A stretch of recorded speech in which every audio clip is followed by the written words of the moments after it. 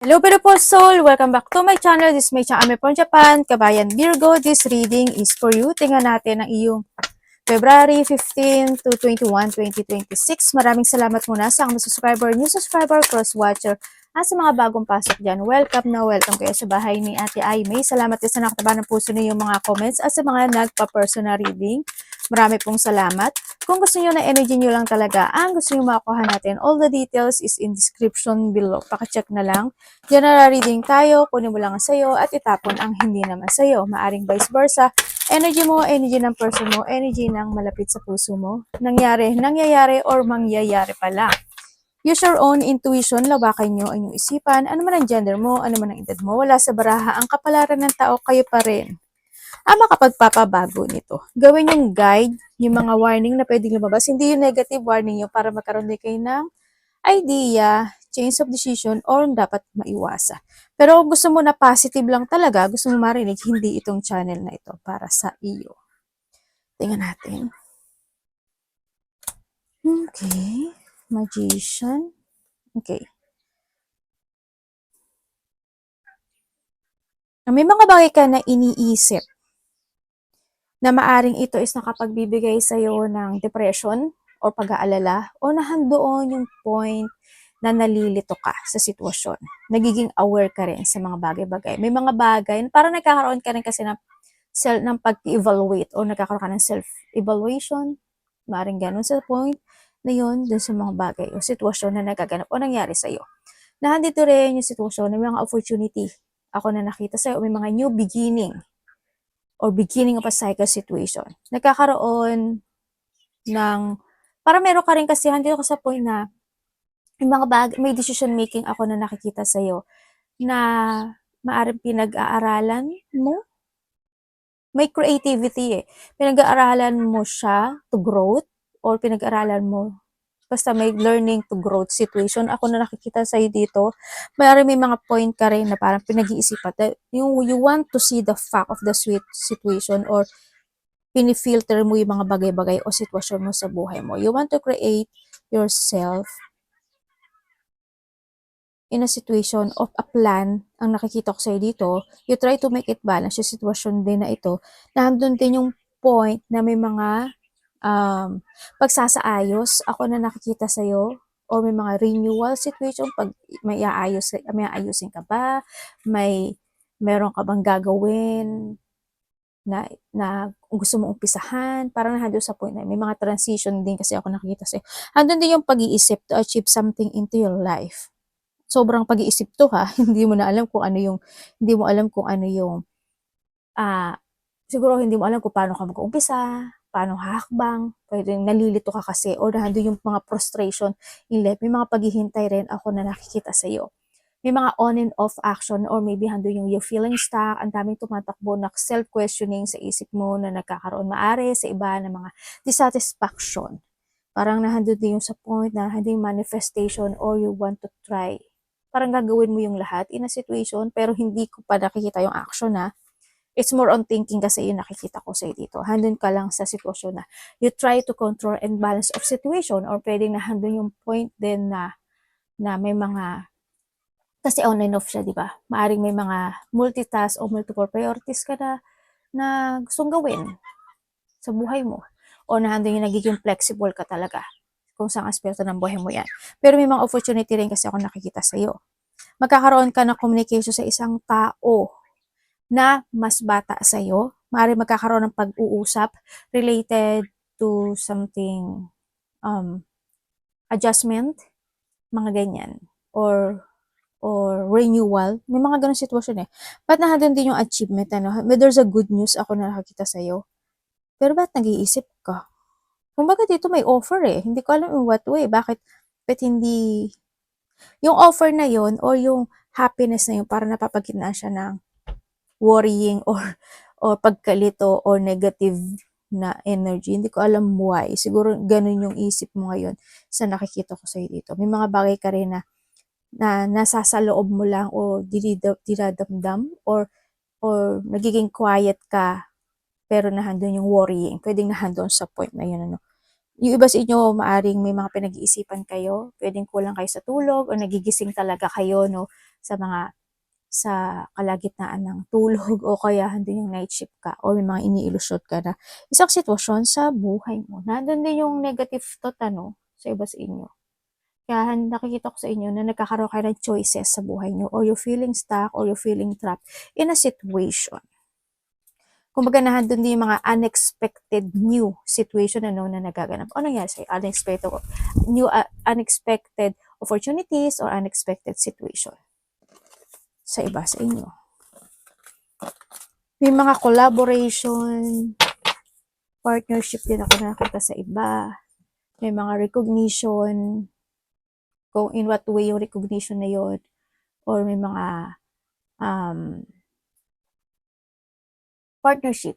May plano Hindi ko alam what way yung plano mo. Iba sa inyo may plano. Meron kang 8, 25, 26, 31, and 14. Cancer, Leo, Gemini, Capricorn, and Virgo. Okay.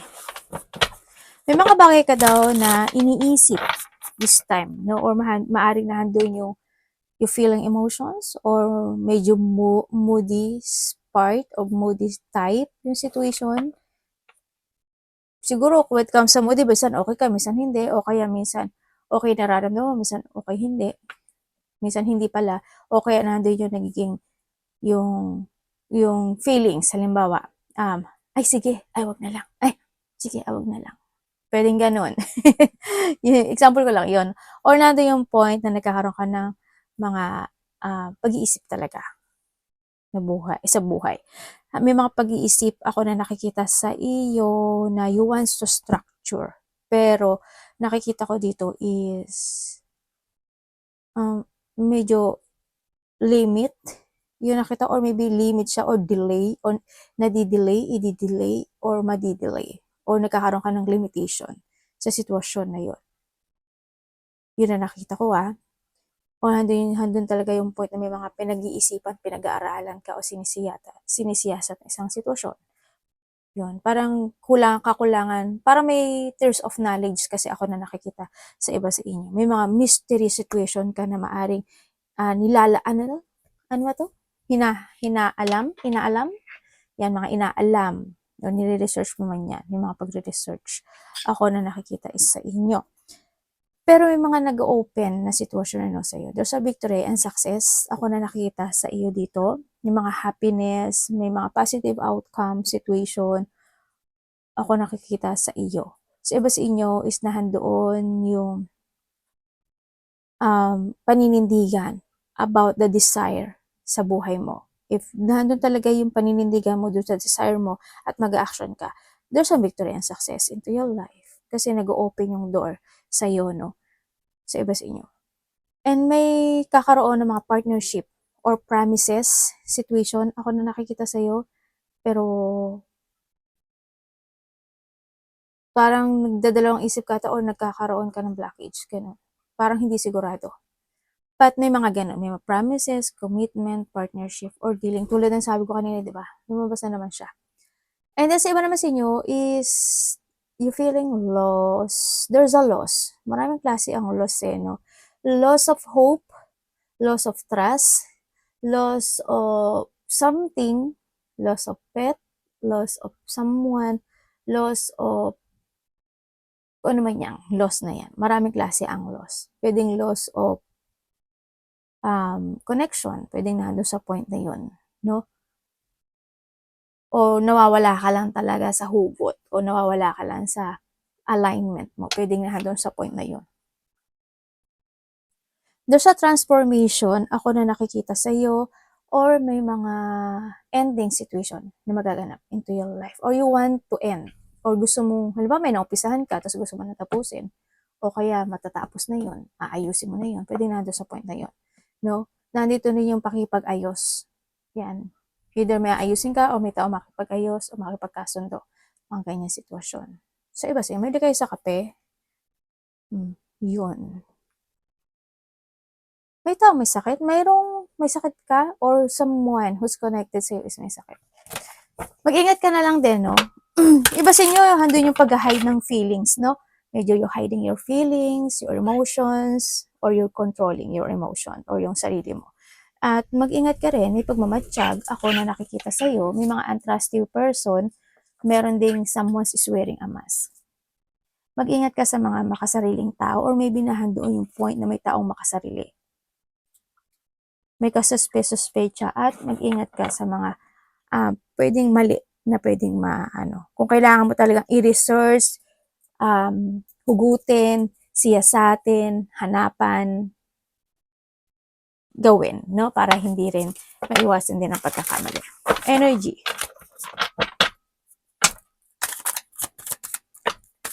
Energy ni Virgo.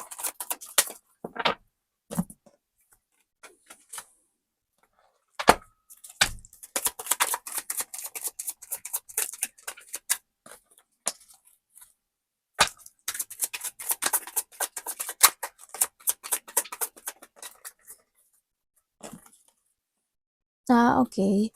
Okay, energy mo. Ang energy mo is nandito ka, may mga bago kang gagawin this time o nahanda yung pag-iisip sa mga bagay o sitwasyon na gusto mong gawin.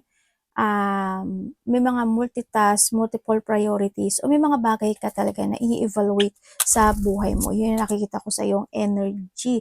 May mga kukumpunihin ka, ayusin, sisiya sa atin. Ano pa ba? Pagsasaayos ng mga bagay-bagay para merong kang parang you give an effort and hard work nandun sa point na yon, yung energy mo, you give an effort and hard work and focus and commit dun sa sitwasyon to develop it. Nandun ka, may mga bagay ka na i-work out na sitwasyon sa nakikita ko sa iyo dito. Yan. And then also is, you try to make it balance any situation in your life. Ganun naman talaga yung energy mo. We always try to control and balance yung lahat ng sitwasyon sa buhay mo. May mga ikakagulat, ikakashock, o ikabibigla ka na isang sitwasyon o sitwasyon sa buhay mo. Yun ang sabi dito. Yun ang energy mo. Siguro na doon din yung point na it comes to energy, iba sa inyo may mga bagay kayo na gusto nyong masterin, mga ganong point.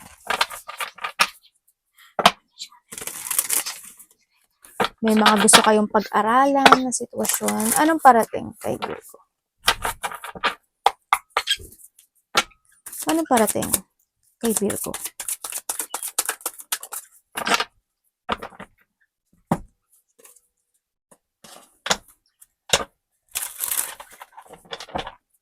Sun.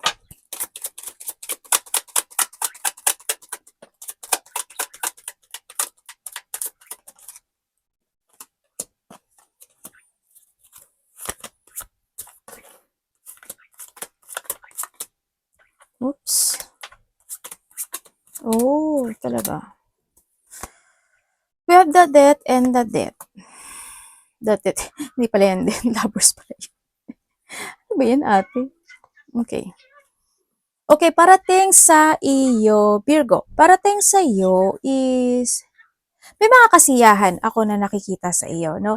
Yan, may mga kasiyahan na mga darating into your life. Siguro by the summer, maybe? Or may mga malapit sa summer, mga kalagitnaan, mga ganyan. Pwedeng ganun. Hindi ko alam kung saang summer. Kasi iba-iba kayo ng bansa, di ba? Ganyan. Or may mga positivity happen into your life. Yon. Parating din sa iyo is, there's an opportunity. Ako na nakikita na parating sa iyo. Sa iba sa inyo is may papasok na pera, mga bagong trabaho, or mga kasiyahan, abundance, or celebration also is coming. Sa iba sa inyo, yun nakikita ko sa inyo. And then parating sa iyo, may travel kayo, may mga pag-uusapan related to a travel. Or malayo man o malapit dyan. Meron din ako nakita na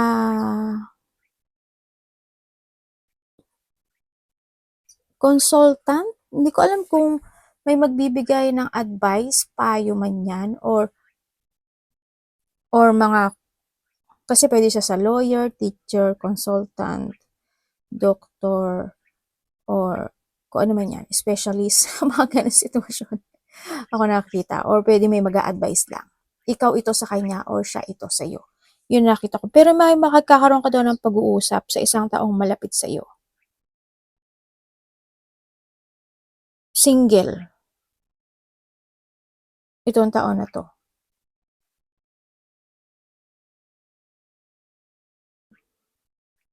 Kahit sa iba, baliktad, eh. Sa iba baliktad 'to. Either baliktad kasi siya, 'no, sa iba baliktad 'to. Puwedeng ikaw yung mas matanda o siya yung mas bata o kaya naman itong tao na 'to is single at maraming tumatakbo sa isipan niya na isang idea, puwedeng gano'n. Puwedeng marami kayong pag-uusapan na isang sitwasyon sa buhay mo, sa buhay niyo. Basta marami kayong pag-uusapan, eh, o merong mga opportunity na pag-uusapan, mga gano'n. And then parating din sa iyo is pag-a-isolate. Yan, may mga bagay ka na mag-iisip talaga, 'no? Pag-iisipan mo talaga siya, sa nakikita ko dito. May mga pag-sasaayos din ako nakikita sa iyo, eh. Hindi ko alam baka may aayusin ka or may mga ire-renew ka o babaguhin o may mga transformation din ako nakita, may mga transition, may mga unexpected change or may mga bagong simula, ganyan. May paglipat din, hindi ko alam kung may anong lipat ang gagawin mo, anong paglipat, ano yung mga ililipat ko, ano yan. May mga paglipat, 'no, ako nakikita sa iyo.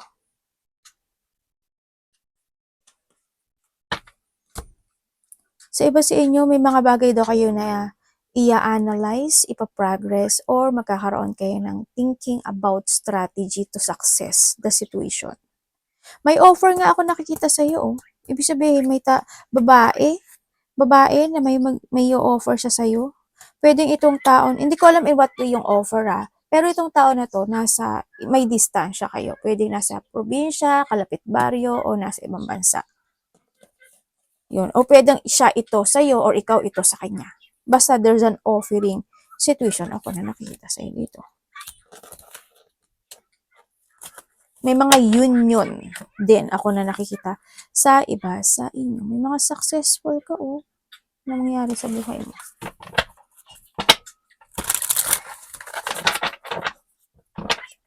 Iba dito is material success or increasing. Kasi you try to invest. Parang you starting to invest to a new situation in life. Either sa trabaho mo, either sa mga opportunities mo man yan, o mga bagay na minamanifest mo man yan. Nandun ka sa point na yun. Dapat iwasan ni Virgo.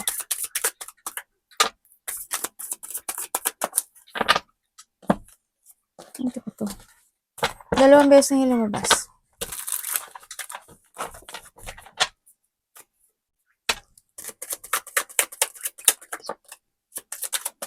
Okay. Okay, dapat mong iwasan. Siyempre, yung mapanghinaan ka ng loob. Yan, iwasan mo mapanghinaan ka ng loob, iwasan mo yung kalungkutan o magkaroon ka ng self-doubt, yung ma-false impression ka kaagad, o kaya is ma-lack of clarity ka sa mga bagay-bagay o sitwasyon mo sa buhay mo. Iwasan mo rin, syempre, yung mga mga kamalian, ganyan. Yung magkaroon ng mga pagpapaliban. Kumbaga, to delay the success of your life or yung hindi ka mag-focus to accomplish into sa mga bagay na gusto mo ma-accomplish, mga bagay na gusto mo ma-achieve or ma-fulfill, ganyan. And then, iwasan mo yung mga tao na judgmental or to judge someone. Yung mga tao mapangmaliit o maliit ng tao. Yung mga bagay na kung may mga incomplete situation, gawin, ayusin, asikasuhin. Yan, kung may mga kulang, kakulangan, kung saang aspeto ng buhay mo yan, fix it, no, ang sinasabi rin dito. Iwasan mo, syempre, yung mawalan ka ng sigla, ganyan, o hindi ka mag-focus na pahalagan at mahalin yung sarili mo, no, ma-stagnant, iwasan mo rin yung magkaroon ng pagpapabaya or tamarin, o kaya is hindi mo i-pursue yung mga new ideas or mga opportunities mo sa buhay mo. Always think positive din kasi ang sinasabi dito, no? Yun ang nakikita ko sa'yo. Do your mission, kumbaga, para mangyari yun. Yun ang nakikita ko sa'yo dito. Kung ano yung mga minamanifest mo, yung desire mo, sundin mo yun. gawin mo yun. I-follow mo yung gusto mo. Kung may mga unfinished business, gawin, finish it. Yun. Sa iba sa inyo. Be happy. Kumbaga kung may mga dumarating na opportunity, grab it, diba? Pero nasa sayo pa rin. Love, kapatid, anak, magulang, karelasyon, kaibigan, pamilya. Virgo.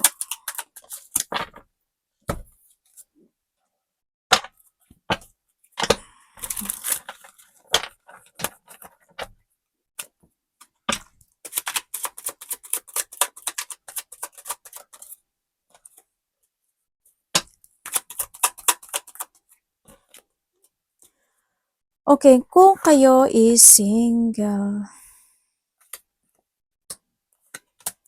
Kung kayo is single, maaring may nakakausap na kayo? Or may tao na makakausap kayo? Kasi nakita ko mayroon tao eh. Pero may pagkalito, ako nakikita dito, maaring nalilito ka kasi hindi ka gaano kasi sigurado sa kanya, baka may nililihim siya or hindi talaga siya totoo sa'yo, sa nakita ko dito. Pero there's a new love, o diba? May new love. Ako nakita dito. Pero alam mo, mag-ingat ka pa rin. Pag-isipan mo maigi, mag-trust ka sa intuition mo. Kung ang feeling mo is itong tao na to is hindi siya talaga sigurado sa'yo, edi sundin mo yung intuition mo, sundin mo yung nararamdaman mo. In a good way. Ang nakikita ko dito is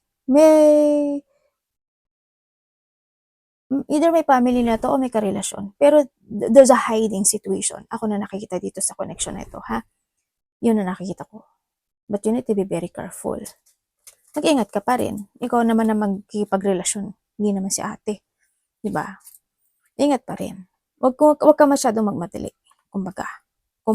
Kumbaga itong sitwasyon na to kasi magaling din kasi magsalita. Ano? Ikaw ito or siya, yung tao, baka maakit ka agad. Diba? Basta wag ka lang magmamadali. Bukay dapat is nagkahiwalay. Oo, nagkaroon na ng conflict, is nagkaroon ng pag-move, nagkaroon ng attraction sa isa, na sobrang na-frustrate, nagkaroon ng paglilihim, maaring nagkaroon ng pag-offer sa ibang tao. Ako nakikita dito, maaring itong tao na rin to kasi may karelasyon talaga siya. Or maybe pamilyado ito, no? Or pamilyado ka. Yan, nagkaroon ng pagmamanipulate or nagkaroon ng liar, dishonest, or betrayal. Talagang sobrang nagulat ka rin siguro, no? Kasi hindi talaga siya magiging, good foundation dito. Kasi nahandun na rin kasi yung mga lamat na sitwasyon. Pero nakikita ko dito is, nahandun pa rin, na nahatak pa rin ito ng sitwasyon o isa sa inyo nahahatak pa rin ng relasyon. Kaya nakita ko is gusto pa rin bumalik or gusto pa rin ng getting together. Pero ang nakikita ko, kung magkakaroon ng forgiveness dito sa sitwasyon is mauulit muli ang nakaraan sa inyong dalawa. But it's up to you, no? Kung gusto mong mag-accept uli sa kanya or hindi. Kung kayo naman is in connection, pwede kasi nanahan doon yung point na medyo struggle kayo pagdating sa oras or mga bagay-bagay o sitwasyon. Siguro either LDR kayo o kaya is may mga hindi pagkakaunawaan na darating sa inyo, no? Yun na nakita ko eh. Baka may mga point na mag-away kayo o hindi lang kayo magkaintindihan sa sitwasyon. May mga frustration. Either nagkakaroon ka ng frustration or siya yung nagkakaroon ng frustration. Pwede sa mga bagay na iniisip o sa trabaho ito. Sa nakikita ko dito. But nandito naman kasi itong si Ten of Cups, sa mga walang third party, talaga nahandoon yung connection with comes to a love dito sa sitwasyon na. Yun nga lang siguro, when it comes to stressful or mga bagay na napoprostrate, siguro yung bawat isa sa inyo, hindi nyo lang sinasabi, no? All, hindi nyo lang sinasabi lahat sa kapartner nyo yung nangyayari sa buhay nyo. Kasi ayaw nyo rin siguro siyang mahirapan o maprostrate. Pero hando naman yung happiness situation. May may getting together. Ako nakikita dito sa'yo. Kung kayo naman is may third party, syempre, may hiding situation kasi din. Ako dito, nagiging manipulative yung situation, kakaroon ng option sa buhay. Minsan nagkakaroon din ng disappointment, Pero alam nyo na rin siguro kung paano nyo a-actionan. Tandaan nyo palagi, the choices is always available is in yours. Ikaw lang makakapag-resolve nito. Yung isa sa inyo dito sa sitwasyon, comes sa connect, dito, ano yun? May mga bagay na dinadamdam. Or, hindi lang yung halimbawa, kahit gusto man niya sabihin, sinasarili na lang, yung mga ganang sitwasyon. Tingnan natin ang money mo. Another message, may nakita ako na celebration. Hindi ko alam ba ito eh. Get it together, family unity reunion, close relationship, or mga celebration or happiness, enjoy and fun, mga ganon. May mga achievement din ako na nakita. Or you will enjoy the fruit of your labor and success. Siguro matagal mo nang hinintay yun.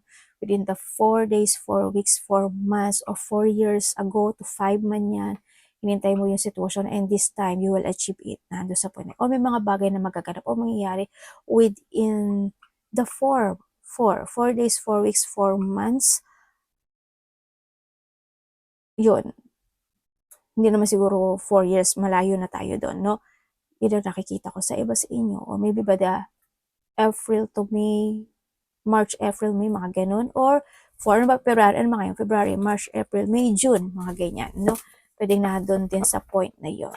Ano man yan, days, weeks, or months, or may mga coming home, ganyan. Surprise parties, events, ganyan. Or may mga community teamwork, ganyan. Or may mga puputan kayo na mga ano man celebration yan, mga wedding, ano pa ba mga celebration? Basta may mga isi-celebrate.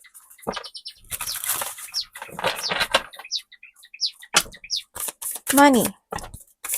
Ay, tama, nagalit pa yung anak ko. Mami, si Virgo, ikanya. Supunso.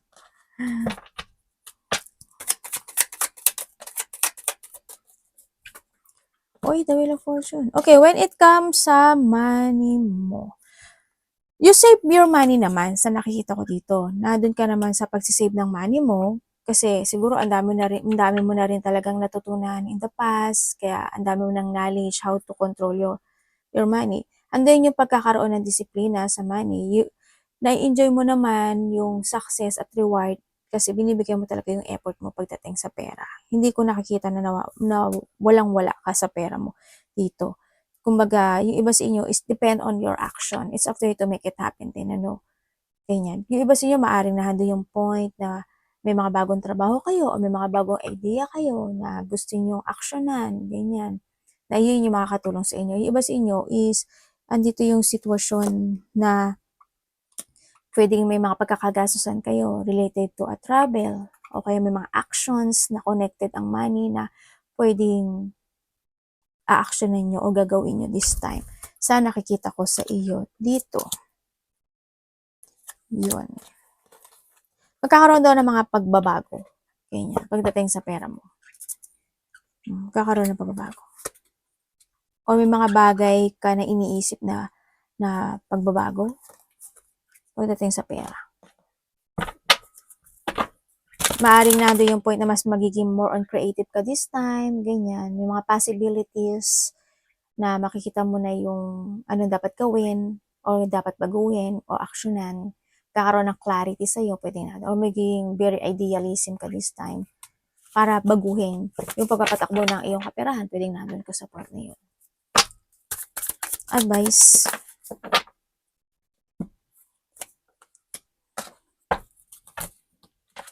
Ba yan?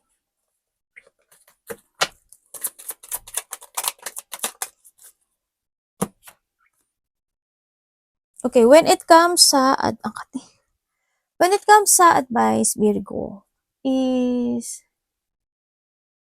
kailangan mo lang daw mag-continue sa direction to find your goal. Always have a clear path. Kailangan lang daw is magkaroon ka ng mga positive destination sa buhay. Tanongin mo rin yung sarili mo kung ano yung mga bagay na gusto mo sa buhay mo to fulfill, to success, or to receive, mga ganong sitwasyon. And then,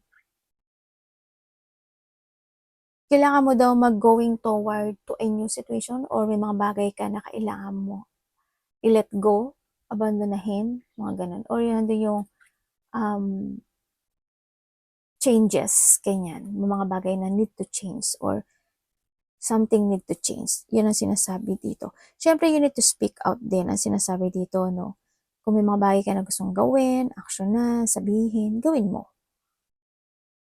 Yun, ang nakikita ko dito. Value yourself. Sinasabi rin dito. Maaaring iba sa inyo, you're starting na magkaroon, na mag-workout, no? Sa iba sa inyo. Or you need to work out. Mag-walk-walk, kung ano man yan, ang mga activity na gusto nyo gawin sa buhay nyo. Yeah, mag-forward ka lang daw, no? Sa mga gusto mong gawin sa buhay mo. Pero, syempre, pag-isipan mo pa rin dito, no? Pag-isipan mo pa rin. May mga actions din kasi ako nakikita dito. Yung iba dito, momentum situation. Ano? Yun. Kung may mga bagay na need to walk away, to let go, to escape.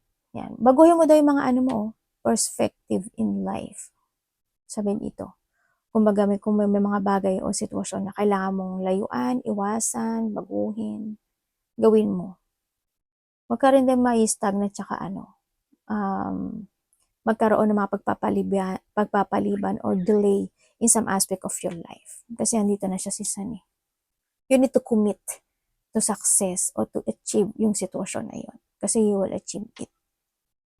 Arigatou namaste, God bless.